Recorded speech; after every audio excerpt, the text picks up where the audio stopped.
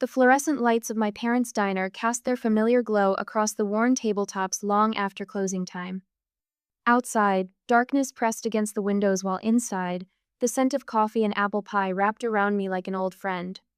Mom wiped down the counter with practiced strokes, humming under her breath. Dad counted receipts at the register. Everything felt normal, comfortable, safe. I should have known better. So Lauren, Camille's voice drifted across the table, smooth as honey, but with an undertone that made my skin prickle. I've been meaning to ask about that trust money of yours. My coffee cup paused halfway to my lips. Travis, my brother, sat next to his fiancée, nodding like they'd rehearsed this moment. Maybe they had. His eyes held an eagerness that turned my stomach sour. What about it? The words came out slower than I intended, each syllable heavy with sudden wariness. Camille leaned forward, her pearl necklace catching the light. Well, when exactly can you access your grandfather's money? Travis and I were talking, and it seemed silly just letting it sit there. The diner's comfortable warmth evaporated. My parents' movements stilled Mom's cloth frozen mid-swipe, Dad's fingers hovering over the calculator. They knew. They all knew this was coming. The trust has specific conditions, I said, setting my cup down with careful precision. Grandfather Walter was very clear about its place. Travis cleared his throat. Come on, Laure. It's just sitting there unused while we're struggling to start our lives. You know how hard it is for young couples these days.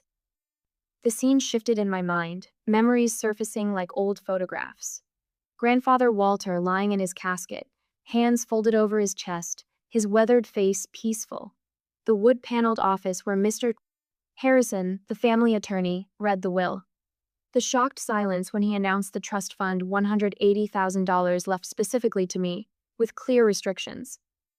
I remembered Travis's hug afterward, too tight, too long. You always were his favorite, he'd whispered, his smile not reaching his eyes. 6 months ago, Camille had waltzed into our lives with her old money polish and charm, all perfect posture and calculated smiles. Her words about family finances started subtly. A casual inquiry here, a pointed observation there. I watched my independent brother transform into her eager yes man, watched my parents slowly shift their perspective until I became the selfish one for not sharing. The money can only be used for education, buying a home, or starting a business, I explained, my voice firm despite the trembling in my hands. Those were grandfather's conditions, they're legally binding. Camille waved her hand dismissively, her diamond engagement ring catching the light. But family comes first, darling. Rules can be bent. I'm sure if your grandfather knew how much Travis and I needed help getting started. He knew exactly what he was doing, I cut in, the words sharp enough to make her blink. He wrote those conditions for a reason. I guess we know where your priorities lie, Travis sighed, disappointment heavy in his voice. The same tone he'd used when I refused to let him copy my homework in high school. Mom's clothes started moving again, faster now. Dad punched calculator buttons with unnecessary force. The silence stretched between us, thick with unspoken accusations. I pushed my chair back, the legs scraping against linoleum.